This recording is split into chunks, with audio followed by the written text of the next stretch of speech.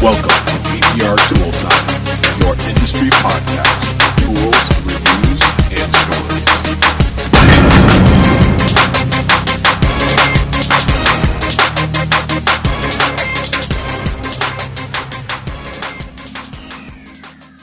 Welcome to PDR Tool Time, episode 126. I'm your host, John Renstrom, with my co-host, Vince D'Alessandro, and Daniel Grom, with special guest, Paul Kordon. What's up, fellas? How's everybody doing? You got it good. All right. Hello. Well, me and Vince are off back from vacation. And Vince is a little more recent than me and just trying to get back into work mode. Is that a struggle or what, Vince? Oh, big time. I got back 2 days ago, and I'm like, okay, I'll have Saturday to recover night, and Sunday I'll get up and do some chores and honeydews and be back to work on Monday. And I've been drag-assing the whole time. And today it was just like playing catch-up. It was ridiculous. I'm exhausted. Tired. You know what the best thing about it was? Just unplugging. Unplugging from social media and everything. And I actually haven't been participating much, getting back into Facebook and all that. And I'm slowly kind of easing back into it. But it's kind of nice, isn't it, Vince? It is, yeah. I was on a cruise ship in Mexico for 7 days, so I paid for the premium package for the Wi-Fi, but it was worse than what John has up there in Wyoming. Yeah, it doesn't work. Yeah. I had like burrows going around or something. The ship down in Mexico trying to generate energy. I don't know what was happening, but it took literally 3 hours to send an email, and it was just like a text email. Ooh. Wow. Yeah, it was pretty brutal. Yeah, it's brutal. I gave up. What cruise line was that? That was on Carnival out of L.A., actually Long Beach, my neighborhood. It took me 5 minutes to get to the port. I was on the boat, and off we went. I got to tell you what, because whenever I've gone to Mexico, it's always been like Tijuana or Ensenada, and those places are complete crap holes. Pardon. That's not what I heard on CNN. Right. Well, let me tell you. That's just my personal opinion, and nothing against Mexican people or anything like that. But that is a poor judgment of Mexico if you've just been to DJ or Ensenada or any border town. I mean, you get down to Cabo and Mazatlan and Puerto Vallarta. Oh my God, it's so beautiful, and the people are wonderful. Those guys, the people down there, they're not trying to get up here. I guarantee you, they're living the dream down there. They're like, I was there on 4th of July, right? And I'm all worried, oh, man, should I be all patriotic going through Mexico with, my red, white, and blue shirt on and my sweatbands and stuff like that? And one of the guys is like, they don't care that it's 4th of July. They don't even recognize 4th of July, And I'm like, well, do they recognize Cinco de Mayo? It's like, no, they don't party for Cinco de Mayo. And I'm like, what about St. Patrick's Day? It's like, no. There's an Irish bar in town. Every day is an excuse to drink beer down there. Yeah, but that's what you would think. Like, that's what I thought when I went to Tijuana or Ensenada or any other border town. But when you get down to like the heart of Mexico, they're just genuine, real good people and nice, and give the shirts off the backs for it. That's good. Yeah, it was a good trip. Now, on the flip side, you got Daniel going to Paradise. The other side, Yeah, I went to the Big Island, and everybody's, crying about the volcano, and you wouldn't even know there was a volcano on that whole island. Fake news. Stupid. It's fake news. Yeah. All fake news. I was 5 minutes away from all the lava, and you couldn't tell. Wouldn't even know. So, go to the Big Island, enjoy it, and have a good time. There's some really good travel deals for that right now, too, because of it. Yeah. Oh, I suppose. Yeah. Paul and I were just hanging out in Gillette, Wyoming. Yeah.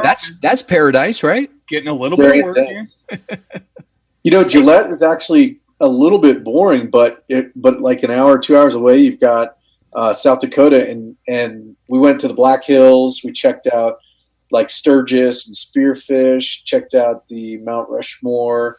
A couple of really cool drives, things to see. I mean, the mountains out there are just beautiful. Yeah, Paul. Let me ask you, like Sturgis, is it dead when there's not Bike Week going on? Yeah, dude, there's nothing 6,000 people, man. There's nothing there. Yeah. I mean, it's small, but what's funny is that I think, I could be wrong, John, you might know better than me, but it seems like there's already bikers that are kind of coming into town. Because it packs up so heavily. I mean, my house is 15 miles from downtown Sturgis. Yeah. So I'm a little bit familiar with the rally. It got to the point where there's only certain people that only come 2 weeks before and certain ones that only come right after and just avoid the entire rally. Anniversary dates, 75th, 70th, every 5 years. Yeah, they're they get really big. Monster rallies. Yeah. So Yeah. So if you can imagine, Paul, you've been there for the 75th. There was 1.5 million people in that town. Crazy. I don't even know how that's possible. That's nuts. Yeah, nothing moved. Yeah. Luckily, us locals, we all know all the back roads to go everywhere, but that road system can't handle. I mean, when we get 600,000 people show up for it, you can't do anything. So. Nice. Yeah, but the area is beautiful. I mean, it's we had the opportunity to have our weekends free, and so we did some like side by siding out in the mountains in the Black Hills, which was awesome. Did some sightseeing, and I mean, it's definitely cool. One of the I think benefits of being on the hill trails, you get to see some cool places. No, sure. Yeah. Places that some people in America probably will never see. Yeah. Now, you played golf on the Devil's Tower golf course? Oh man, we did that on Sunday, and that was cool. So Devil's The Tower pictures look amazing. Devil's Tower itself is pretty interesting, but gosh, that golf course and the way that the cliff, I guess that's part of the Black Hills up there. Yep. And the cliffs and everything, and the golf course kind of weaving in and out of the cliffs. I mean, it's just gorgeous. I wish that I didn't lose as many balls as I did, but I just don't play enough golf. Looks like there would be a lot of rattlesnakes up there. They told us because of the heat, they said, watch out for snakes. And they said a guy in Spearfish, which is not too far, was bitten last month and died of a snake bite. Yep. Yeah. But he was in his upper 70s. Right. Before he got bit by that. Yeah. And he'd already had like 3 heart attacks. And then he got bit by a rattlesnake. So yeah, he's ready to go anyway. He was checking out. God was just making. God's been trying to tell him a message for a while now. Yeah, exactly. It was like, well, we can't beat kill modern this guy. medicine. Go away. Go away now. Like, enough is enough. I'm sending a rattlesnake to take you out. Oh yeah, like we had a guy die from West Nile virus not too long ago, and then it turns out, but it turns out it was one of our family friends, and it was all over the news. Oh, first recorded West Nile death in LA County in this year. Well, he was 76 years old. He was on a golf course, and same scenario. He was all he had heart attacks and stuff like that. Yeah. So what news did I miss in the last 3 weeks? Yeah, any drama? Anything? I know there was hail somewhere. Are you referring to land? World news, local news, or dent guy news? Dent drama. Dent guy news. I heard hail landed somewhere. Where'd it go? Yeah, it keeps hitting in Denver. It hits Denver, then it moves over a block, and it hits Denver again. And then Every dent guy's in Denver. Then Trey Scott calls out Jeremy Langston, and they create a video out of it. So that was about it. I saw that. I didn't see that. Yeah. That's the high level of excitement that You didn't see that? No. He was definitely in Hawaii when that went on. That was 2 weeks ago. And you know what? For our listeners, we got to apologize. We didn't put out a podcast last week because we were so screwed up with our vacation schedule that we didn't put one down. So we had to make sure. It was 4th of July, man. We're patriotic. That's true. Okay. There was so much stuff going on. No apologies. No one would have listened. But all right. So this evening's topic, we're going to talk about the hot topic right now, raising your prices. We've got Vince, Daniel. You guys have had retail shops for a long time. Paul, you're the master of the money manipulator. The Paul Gordon price guide set the standard. Now, the belief is you created that price guide, and magically it just started raining dollar bills like you were next to the golden pole with a great set of double Ds. But that's not the reality, was it? No, that's not the reality, because the price guide is just a piece of paper. It's not a magic wand. Although sometimes it works like a magic wand. It's a tool, just like any other tool that dent guys have, that has to be learned how to use well in order to produce results that are better than what you're seeing now. And I think Daniel and Vince, being that you're retail, and I came from a retail background too, just in case anybody doesn't know, I just this year started pushing hail as an independent technician. But previous to that, I was running a retail shop for quite a few years where I kind of developed that and also, honed the skills of writing higher and higher estimates and closing at really high numbers. But I think Daniel and Vince can probably talk to the idea and the fact that even though I know how to use the guide because I created it and I kind of implemented it myself, but passing it along to the dent community, which is basically what I've done, is I've said, hey, there's a better way to do it. Try this out. And tons of guys have given me feedback who have implemented it in their business, and they're making more money in less time than they ever have before. And I think, I don't know, I'll let Daniel and Vince speak for themselves, but I think they've seen similar results. But again, you can ask them. It's not something that they just implemented the next day and found out that, wow, all of a sudden I just gave myself a raise. I think it was something that they had to implement over time. Yeah. Go ahead, Vince. Okay. Well, I am not the first one to drink the KoolAid ever in anything I do. And I love Paul to death. We've known each other for years now. I don't know how many years, but it feels like 200, right? Yes. We've shared a lot of memories together throughout the years. And I trust this guy very, very much so with my life. I would trust him with my business, with my children. He's a good guy. And but he's trying to convince me for years to raise my prices. And I'm trying to convince him that I am in the hottest dent market in the universe, which is Southern California. And there is a ton of dent guys in Southern California. And what I've done throughout the years is I've taken what Paul has done and what he's telling me and the KoolAid that he's trying to feed me, and I've implemented it. And I've gotten backlash from my clients. And then I give it out again, and I get a little bit more or a little less backlash. And what I've done throughout, I want to say I've probably been working with Paul and talking about this back and forth probably for a good 2-3 years now. And I could honestly say that it's gone up. Has it spiked up immediately? No. It's been a gradual build in my pricing. And well, I think that spike up is the misconception. Guys want the spike up, but the reality is nobody can do that.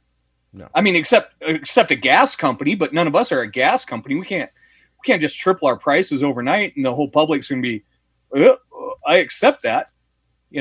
It does. It takes time. You said you were in the busiest market and you've spent 3 years, but you have made an increase in your pricing. Oh, and it's been substantial. If you look over the last 3 years, it has been substantial. It doesn't feel like it when you're doing it, throwing an extra 25 here or 50 here.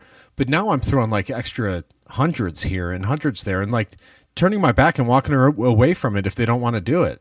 And what it's doing is it's allowing me to get better quality jobs, better quality clients that care about the repairs. And it still freaks me out sometimes. It allows you to take the time to do the job right. Exactly. That's the biggest thing is just knowing, hey, I'll every once in a while I'll just go over and I'll glance back at the estimate and make sure I go, oh, I am getting paid right on this. Okay. Right. So I'm going to take the time to do the job right when I know I'm getting paid right. Yeah, exactly. Daniel, when you and I were discussing this as a topic, you brought up a way where you were getting a bit more money out of your car dealers. Well, the first step, I think, is I've got to get a lot of credit to Paul because he's raised our consciousness as a whole in our industry. And him showing the prices that he was getting was a big eye-opener. I mean, for me, I remember when he showed me some of the prices and I'm like, wow, okay. And I'm very open about things and I'm open to trying things. And I'm going, the first question I say to myself is, well, how do I get that? Not, oh, I can't get that. Right. That's the kind of person I am. So I'm going, how do I get that? And when you open up like that, then your brain, if you're asking a better question, you get a better answer. And then all of a sudden I'm going, hey, I need to cook these lobsters real slow so they don't know the temperature's going up. And the first stop with this is getting paid on R&I times, which goes back to Mobile Tech RX, because they have the R&I times built into the estimating system. And not to beat a dead horse or anything, but Mobile Tech RX makes it easier to implement his prices, number one, and getting paid R&I times with my dealers or body shops. And I got no blowback from R&I times, none, really? Zero. So everybody accepts that. That's a 25 or 30% increase on your bottom line right there. So, but without changing your dent dollars, right? You made 25 to 30% increase, but you didn't increase your actual pricing. You actually just started getting paid for the activities you were doing. Yeah. Right. I could give you an example of that today. I had a customer come in with an M6 SUV. I haven't even seen one of these things. It was ugly as hell. It was like I don't know what it is. Anyways, X6M. Yeah, X6M. It's like it's a crossover. So, he had a small dent up there, and my partner told him 125. I'm like, screw that. I'm not fixing that for 125. So it's going to take me literally 5 minutes to fix the dent, but I'm going to maximize it. And so I told him, it's going to be it was $169.50 is what it came out to with R&I times. And he goes, well, your partner said 125. He's like, yeah.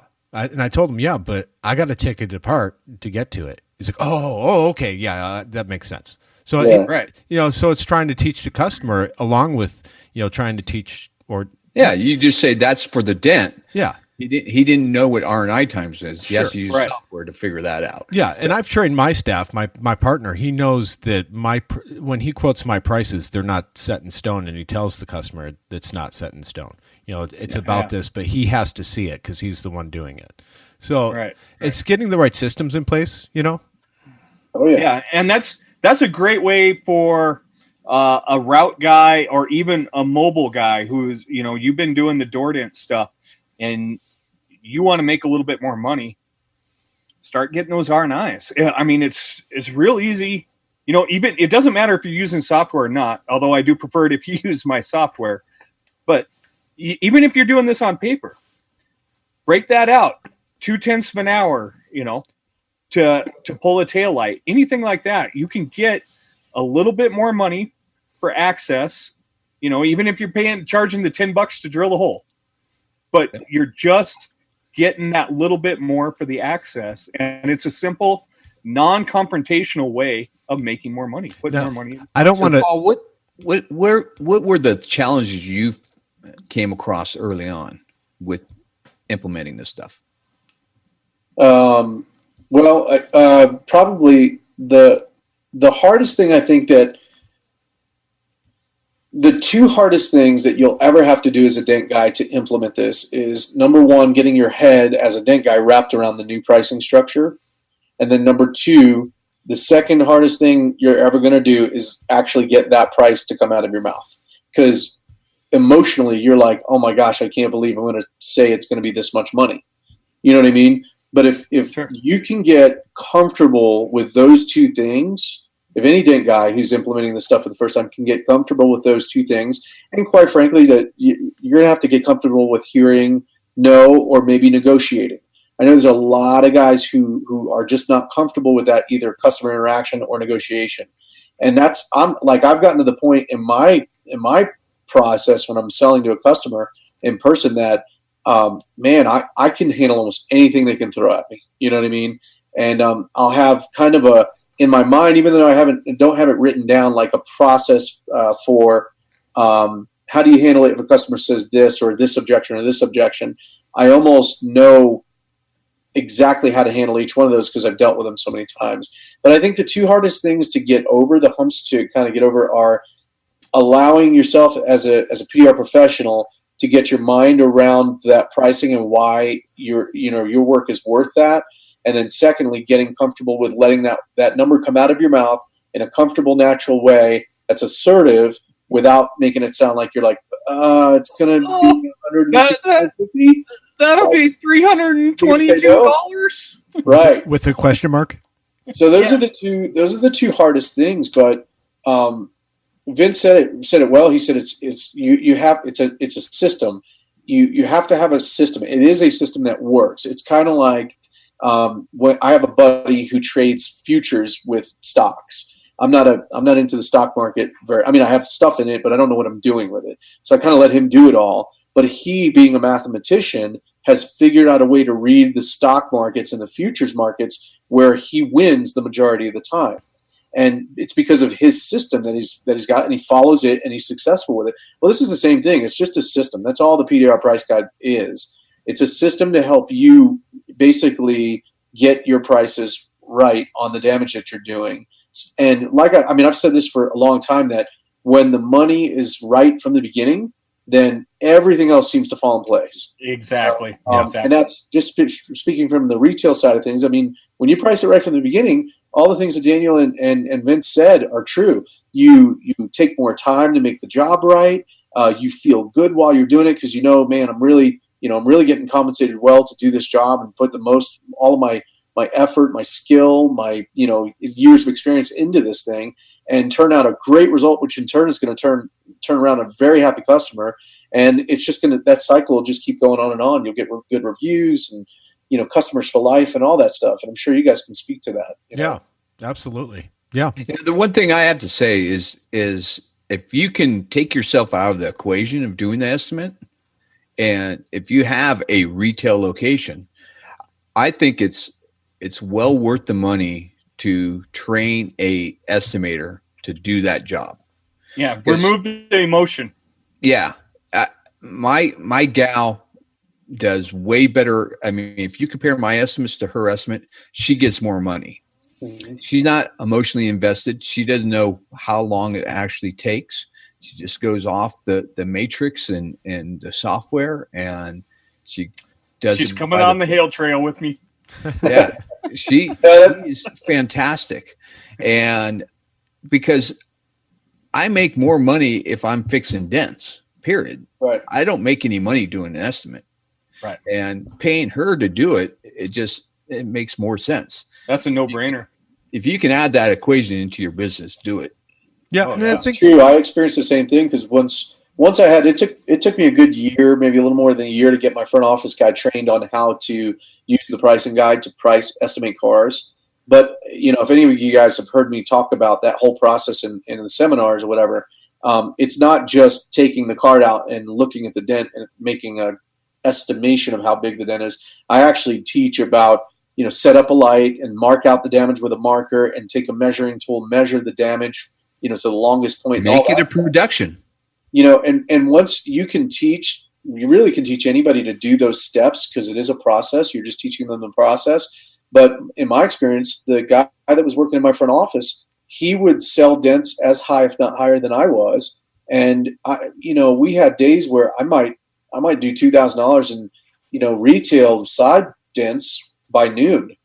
And there's a lot. I know I've heard the argument from a lot of guys that have said, but yeah, that's not fair. You're not treating the customer right, or you're raping the customer with your price. And my response to that is, listen, my prices are a result of an interaction, an exchange between two people, myself, who's offering the service, and the person who was interested in the service. And we agreed on a price that made us both happy. So I don't feel bad at all, because I believe that the value of what we do is even greater than what a body shop offers. And so if that's the case, then I still don't see most PDR guys getting paid what body shops get paid to do certain jobs. You know what? I want to stop you right there. That statement right there is, I think, the one thing that dent guys have to wrap their heads around, that our jobs are better than body shops. Yeah. I agree. Yeah. And you know what? Going back to you saying that, I learned this a long time ago, because I had a body shop, came from the body shop background, and I was also a DRP shop. That's where I learned all my estimating, and also my complete and utter hatred for DRP programs. But one of the things that I learned is a customer already has 1,000,001 reasons to say no. I don't need to give them that. I don't need to give them another one. Oh, I'm not worth making that much money. I'm robbing the customer. You know what? We sell our time. Our talent and our time is our only commodity. We express our talent through time and the time that we spend on that panel.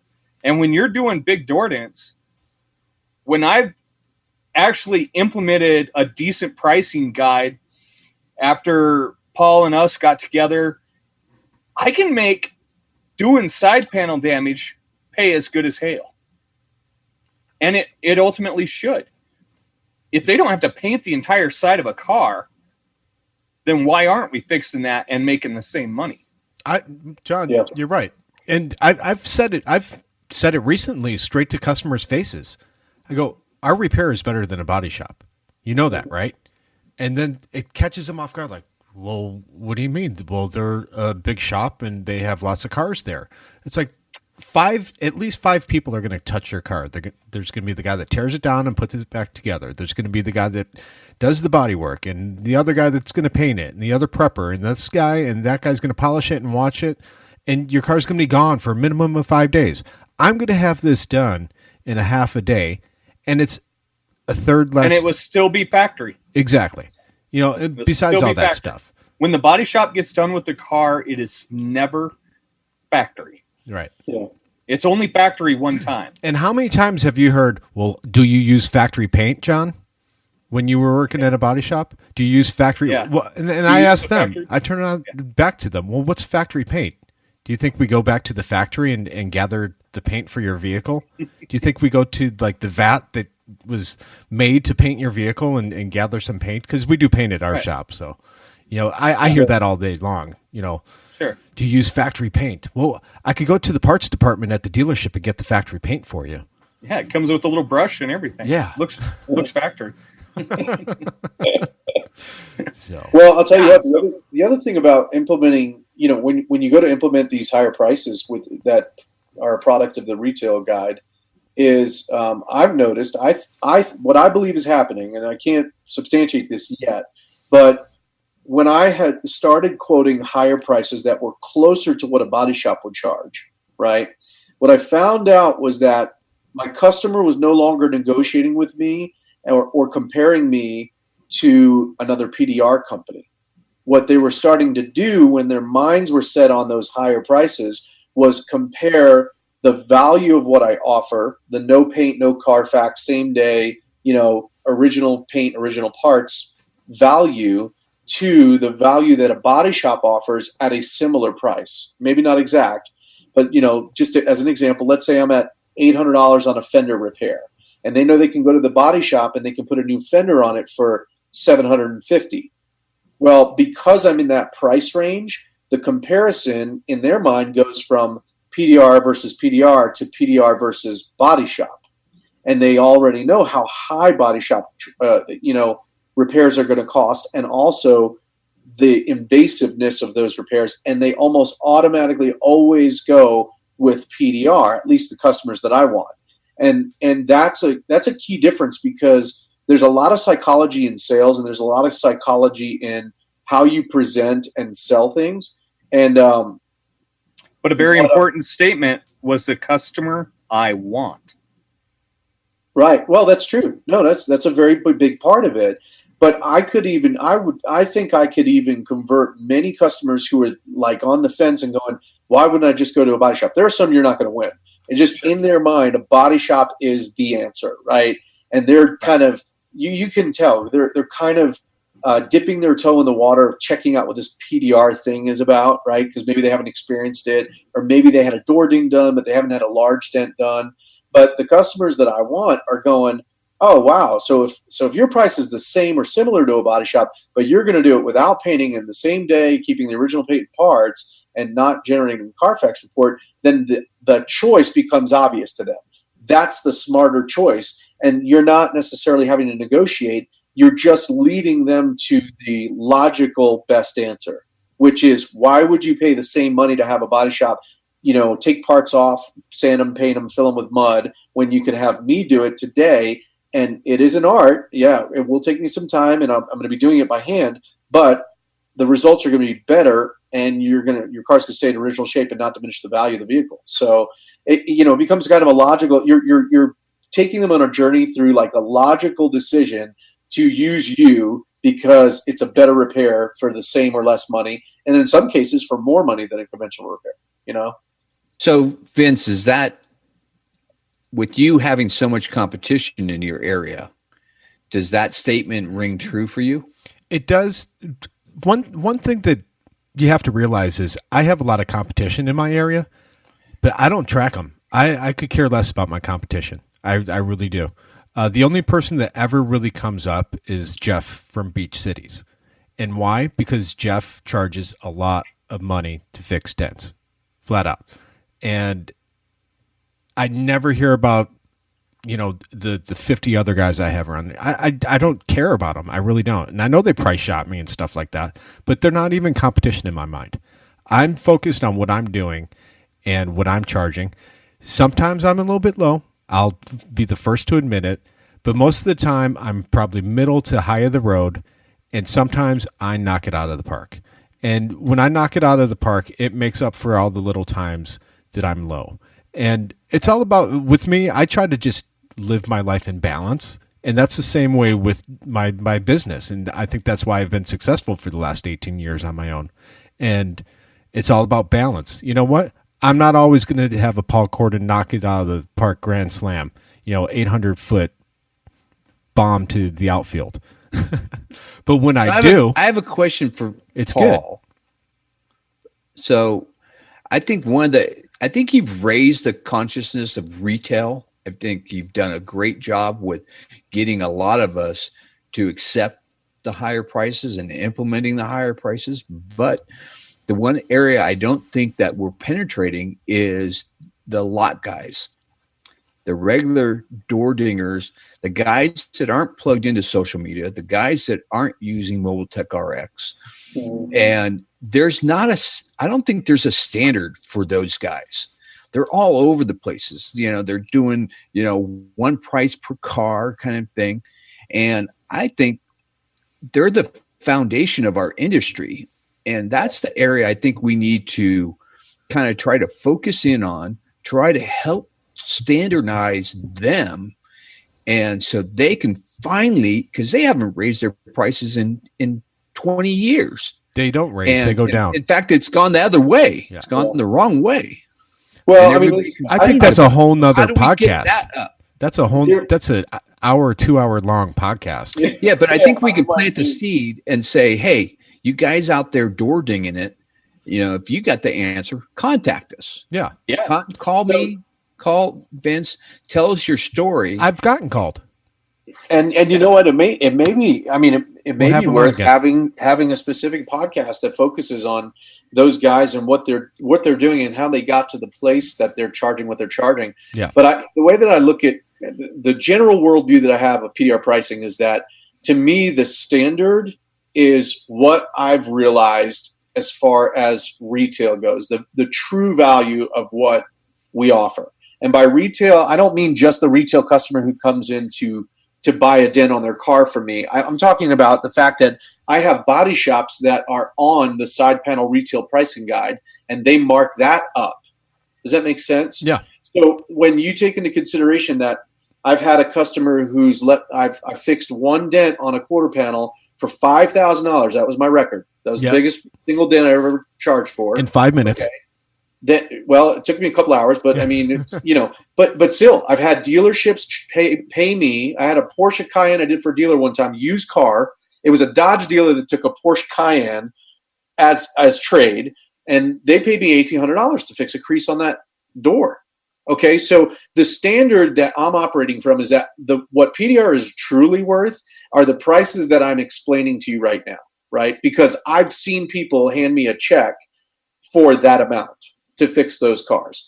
Right. Whether it's wholesale, body shop, or retail, I've seen those numbers from every single one of those situations. Now, I will admit, somebody's not going to pay me $500 a car, $1,800 a car for lot work, door dings on lot cars, right? I get that. Those are unique situations. But as I've been developing this whole PDR retail price guide thing, I've also been thinking through how do we implement that guide in each of those situations, the wholesale lot guy or the hail scene. And I've been able to apply the retail guide in both of those situations successfully. In answer to your question, Daniel. Dude, major brain fart, dude. I'm so sorry. You're in my phone too. In answer to your question, Daniel, what I've recommended to guys, because I've had that question a lot. Why is that so funny, John? We said it in unison, Daniel. Dude, I had a long day, man. I pushed a lot of dents in the heat, and now I'm packing up to go home. So I'm like, my mind is kind of like, woo. We can edit that out. No, that's perfect. That's beautiful. I'm a little bit embarrassed, and also kind of I think it's funny. Don't worry. No, in answer to your question though, when I've had a lot of guys ask me that, like, well, what would you suggest for wholesale? I mean, there's a couple. I think there's probably 3 different structures that you can structure your wholesale deal on. And that's a longer conversation. That's something I could sit down with people one-on-one or in a classroom and explain to them the 3 options that I see. That would be part 2 podcast. I got the other guy to come on too for this one. But go ahead. The short answer to what you're asking is, what do you say to the lot guys that want to increase their revenue? The first thing that I would tell them to do is, number one, put a size limit on the size of dent that you're going to fix for that wholesale deal. Set a standard. First thing that you can do is go, my wholesale pricing is for up to 2-inch dent. A business card. Yeah, a business card, whatever you want it to be, 2.5, 3 inches, 4 inches, whatever that number is for you, that's fine. If you want to fix a 6-inch dent for $45 for the whole car, that's all on you. But create a size limit, because what you're going to do at that point is you're going to start to categorize the cars. Well, this one has larger, and you're going to do the same process that I do with retail. If you have a dent that's outside of the size limit, for instance, there was a wholesale deal that I was helping out with that had a 3-inch size limit. Okay, so any dent that was over 3 inches in size, I would mark out with an auto writer. I would measure it and take pictures of that dent, and then I would go into Mobile Tech RX with the price of dent feature, and I would put in, hey, a 4-inch dent is X amount of dollars, and it's on a body line, and I need to glue pull it, so this is the total price. Now the total price might come out to $650. Okay. But the next thing that I would encourage lot guys to do is then go to their manager and say, from now on, the size limit is going to be 3 inches.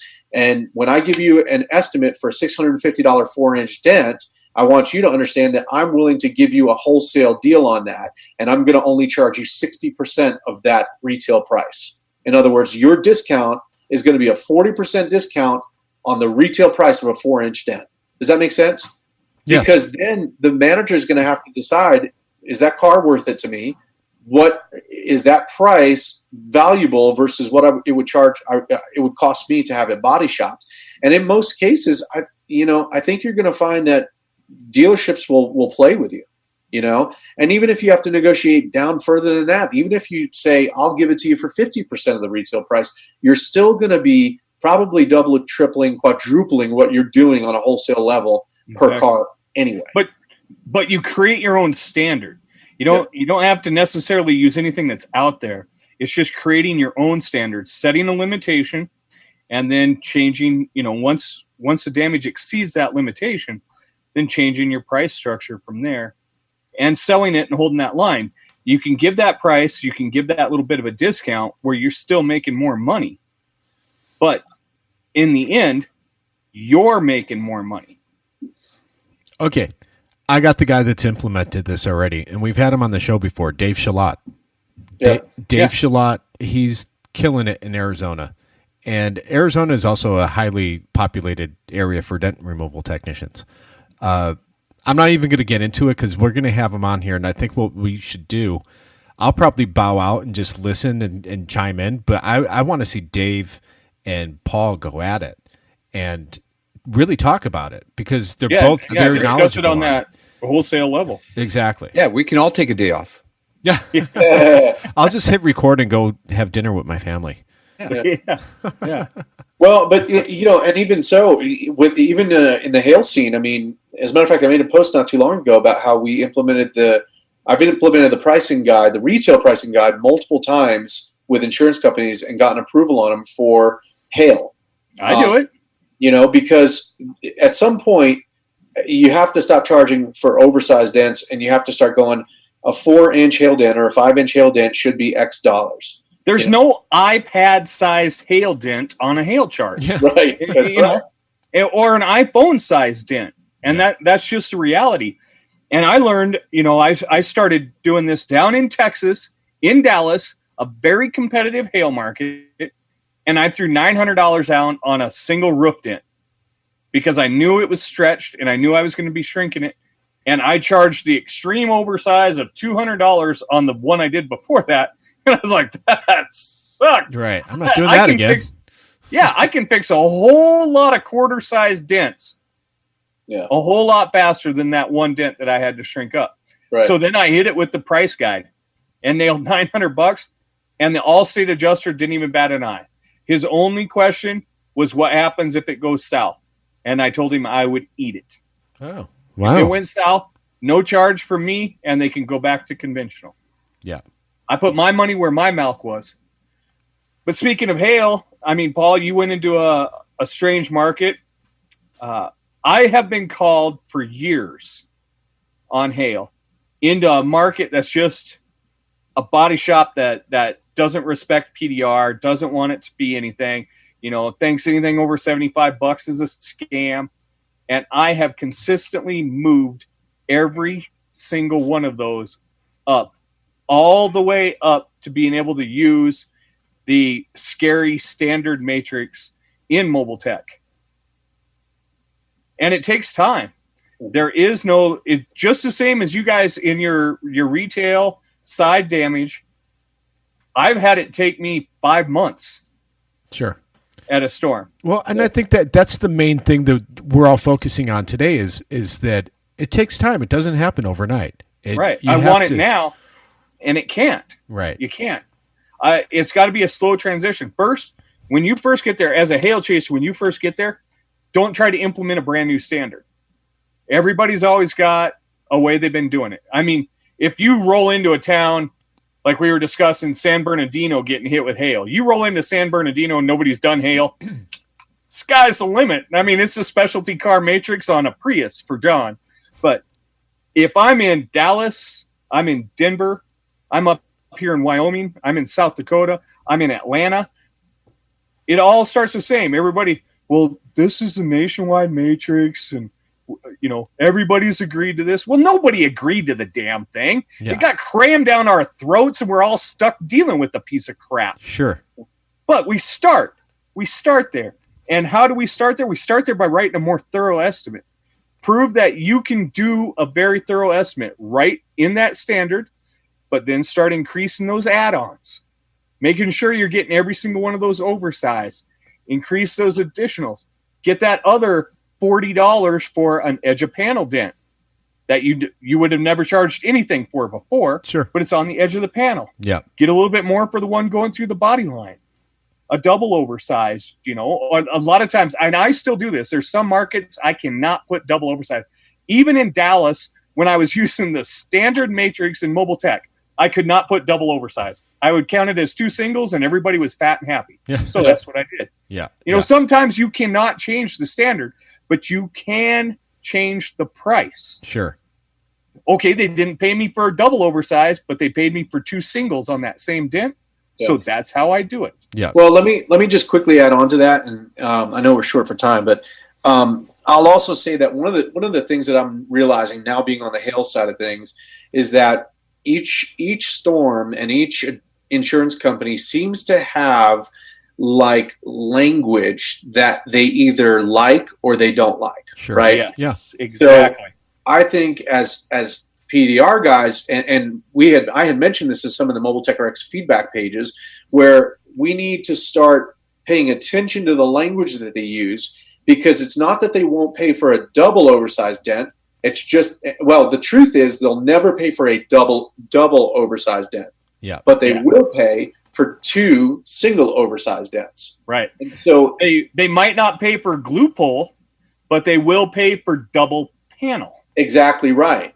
And one of my questions, that leads me right to one of the things in Mobile Tech RX feedback that I mentioned is, I think on the hail markups, we should have double panel as a separate markup from glue pull, because in an insurance adjuster's mind, what I notice is that when we say double panel, they're thinking two sheets of metal against each other like this. Yes. And that's not always what we mean. What we might mean is, hey, without drilling, or without, even if we R&I a whole bunch of stuff, we still can't get access to a dent.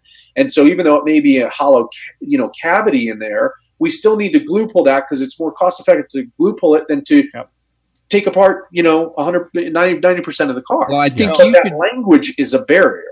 I think you should rewrite the language every year so that double oversize becomes a hen egg. Whatever the Paul Kordon word is of the year. Well, it's not my word; it's what the insurance company. But actually, that's where all those says. We ever decide what it says, and Paul Kordon is the master of this, and you just change it, and they won't know what is the meaning. But that's where all those markups in Mobile Tech came from. Is they were on an insurance estimate that was paid at somewhere at some point. Yeah. So if they don't like that word, change the word. Yeah. Change the word. And I agreed when you made that post, Paul. I absolutely agreed with you that we should. I know some people were bitching that no, it's all the same, but it's not, and it's a mental blockade. No different than two single oversize instead of a double oversize. Yeah. But if we change that to hen egg, then all of a sudden they'll pay it. It's crazy, like if but that's how it is. If someone comes to you and say, "We have a problem," what's your immediate reaction? You're all going, "Oh my God, what's coming next?" My immediate reaction every single time, what? I didn't charge enough. But if somebody comes to you and says, "We have a challenge," then you kind of perk up and your chest puffs out and you're like, "I'm ready for a challenge." Yeah. Right? Yeah. Same exact meaning. Exactly. Different word. Yep. But so true. Changes perception. Your psychology. But you got to realize that they have their own systems in place too. Right. Just like we have our we're trying to adopt our systems for our program or our industry or whatever it is. They have their systems that are in place. And when you're in system mode and you're trying to get your systems done, and then you have this freaking technician from Virginia, in Wyoming, trying to tell you what to do and mess with your system, it's like, wait a minute, dude. Step to the side. I got to continue on my. What do you mean a hen egg? It's a double oversize. What do you mean double oversize? It's a no. You know what I mean? So you're messing with their system. I'm just trying to play devil's advocate a little bit. No, you're absolutely right. And that's what I'm suggesting is, hey, instead of forcing our words, labels down their throat, let's play their own game against them. Yeah. And let's stop their labels and just relabel what we need to in order to make it work. It might take me 15, 20 estimates. Now, also, when you're increasing your pricing, you can't do these price increases in like a month time if you only write one estimate a week. Yeah. It's not going to happen. You got to be writing multiple estimates a day. But when you write those multiple estimates a day, and let's say you do them all for Progressive. Well, on this one, put double oversize. On this one, put two single oversize. And on this one, put hen egg. Whichever one they pay. Call it quarter oversize. Yeah. But whichever one they pay you on with no fight is how you label every other estimate for Progressive at that store. Now, as soon as I leave here in Gillette and I go back to Dallas or I go to Denver or I go to Atlanta, anywhere else that is hailed Omaha, I'm going to have to start the whole procedure all over again. Sure. I start at square one every single time. Yeah. And I have to figure out how the local adjusters like it worded, what makes the most sense to them, and then I work them all the way through the process until by the time I leave, I'm their best friend and they're paying me double the State Farm Matrix. Yeah, yeah. That's great. And everybody's happy. And anything over hen egg gets the retail price guide. Nice. Yeah. Really? I just start doing the monster oversize, anything that I consider, if I'm going to be, well, that's like 7 oversize, it's like, I think we should call it challenge oversize. Challenge size. Green. Challenge size. Now, I'm a city boy. What is there a difference between a chicken egg and a hen egg, or is that all the same? The same. They're the same. When I go to get some eggs, I go to the grocery store and they're either like large or extra large or jumbo. Yeah. Which one are you talking about? Ostrich egg. Then they It's not until you start getting turkey and Actually, we can take the size thing from the dress market. We'll call it plus size. That's a plus size dent. And you're going to be nothing but a hater if you don't pay it. Well, you guys were talking about Mobile Tech RX, and I'm not pitching this at all, but I was thinking the other day because my subscription's coming up here. I'm like, oh, crap, my subscription's coming up, right? And I'm thinking, you know what? I got John in my back pocket, right? Daddy needs new shoes. Right? Pay up, sucker. So I'm like, okay, you know what? Wait a minute. John in my back pocket. You know what? I think we all have John in our back pocket because, we talk on Voxer and we go back and forth. Whenever I have a problem with Mobile Tech RX, I jump on it right away or I call John personally. We start yelling at him. Fix this. I try not to. I try to be polite about it. And I send him to Micah. Right. Yeah. But I was realizing that I think everyone that has Mobile Tech RX has John in their back pocket. Or Micah, or any of the guys at Mobile Tech RX. And I'm not trying to plug you or anything, but I want to thank you guys because my subscription. Now. It was. My subscription's coming up, so I'm greasing them a little bit. All right. No, customer service is phenomenal. Yeah, it is. It is phenomenal. It feels like the owners are in your back pocket. If there ever is an issue, John or any of the guys are right there. Micah. Well, it's because we realize that this isn't just a calculator. Yeah. This is the software that runs your business. Your business runs your life. Okay, this is all the time we have for this. So, sorry. There's nothing as personal in this world as our business. That's why we wanted to talk about increasing your pricing. Yeah, because it's all over Facebook. You guys make enough money. Nobody needs to increase their pricing. If we all make enough money, who says that? There's plenty of guys out there that have been saying that. They're dumbasses. Speaking of a business, I think Tool Time should probably get some sort of payment from John for his commercial space here. Right? I don't know. Can you negotiate that for us there, Paul? Yeah, please, Paul. We're not using your price guide, mister. When I put Mobile Tech RX in my back pocket, that was 23 seconds of Mobile Tech RX time, including just a couple extra shout outs from the Peanut Gallery. So that adds 22%. Carry the one. You know what? I want to take a moment to thank everybody out there for blowing me away. Today I got a call from Anson. Happy birthday, Daniel. Found out that Hog Glue sold out. Nice. Awesome. And they had a reorder, and it's just been a hit. And what I want to ask everybody out there is, this is what I found out early in testing this glue, is one of the things, we made it more elastic, but what I was finding with my results was 9 out of 10 pulls, the tab pulls off first and the glue stays on the panel. And that was the big criteria. I tested a bunch of glues and this one won out over everything else. And so I want to see if everybody else is getting the same results I am. If you're out there on the Halo Trail using Hog Glue, look, every time you do a glue pull with Hog Glue, see if the tab pulls off first. If you do all the steps properly, it should.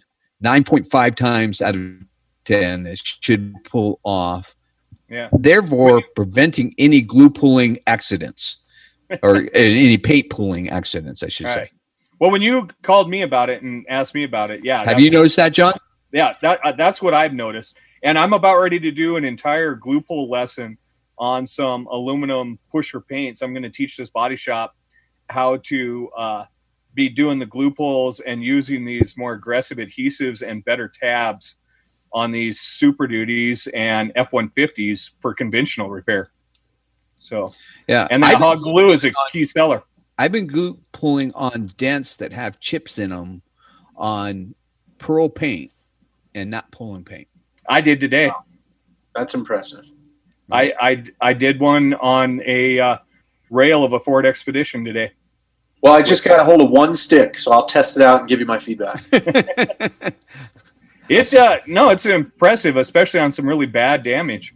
Glue pulling stuff with a greater amount of ease. I'm very happy. I got to agree with you, Daniel. I did glue pull on some stuff that I normally wouldn't with paint chips, and it stayed on. Right? Yep. Yeah, and aftermarket paint too. It's impressive, man. Yeah. I'm telling you. Cool. Yeah. Well, right, congratulations on that, Daniel. That's freaking home runner. Yeah, congrats. Thank you. I hope everyone buys my new glue that's coming out. I'm jealous. I was going to sell glue, but nobody would pay the price for it. So True. $25 a stick. The markup alone on the matrix would be terrible. Yeah. All right. Well, hey, Paul, thanks for coming on. Yes, Paul, it's always a great pleasure. show. We Thanks could for having keep me. talking for hours. I feel, Yeah. but we have a got safe trip home too. to come to an end sooner or later. Yeah. So thanks for coming out to Wyoming and helping. Oh man, my pleasure. It was great being here, and I really enjoyed the Hail Trail so far. I don't like being away from the family, but it's been a really great experience, and I think there's ways that hopefully I can help the hail industry also move ahead with their pricing as well. So we'll see. Yeah, if you're a hail guy and you got a store, call Paul. He's unemployed. That's right. As of tomorrow, I am. All right, John. So you're going to take us out? Yeah. Okay. I guess I can. Okay. So Go ahead. Anytime. Go ahead. No, really. Go. All right. Don't do stupid stuff. Level up your tools. Vince? peace out. Thanks, guys.